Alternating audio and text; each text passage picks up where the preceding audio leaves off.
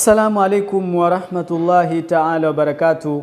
Ndugu watukufu wapenzi wa Allah, watazamaji na wasikilizaji, ndugu zangu, baada ya msafara mkubwa wa mheshimiwa mwenyekiti wa Umoja wa Maimamu na Walimu wa Madrasa Tanzania Sheikh Arif Suria pamoja na katibu mkuu wa Umoja wa Maimamu na Walimu wa Madrasa Tanzania Sheikh Amiri Mbwana, baada ya safari yao kufika katika mji wa Zanzibar na ziara yao rasmi imeanza, na hivi punde tutamsikiliza katibu wa Umoja wa Maimamu na Walimu wa Madrasa Tanzania akitueleza malengo na makusudio ya safari yao ndani ya mji wa Zanzibar. Tumsikilize amiri wetu Sheikh Amiri Mbwana.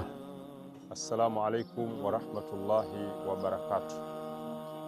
Leo tarehe 11 mwezi wa 6 mwaka 2026, alhamdulillah, tuko hapa Zanzibar maeneo ya Bububu kwenye kitongoji hiki cha Maili 8, tukiwa tupo na mwenyekiti wetu Sheikh Arif Suria na mimi katibu mkuu wa UMATA Amir Khamis Mbwana, tukiambatana na mwenyeji wetu Sheikh Saidi Yunus ambaye pia ni mhadhiri wa chuo kikuu cha Suza.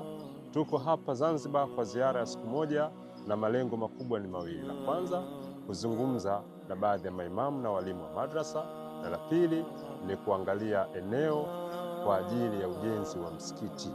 Alhamdulillah, mambo yote yanakwenda vizuri na tunashukuru sana kwa kuendelea kutufuatilia katika ziara hii. Niwatakie kila la kheri.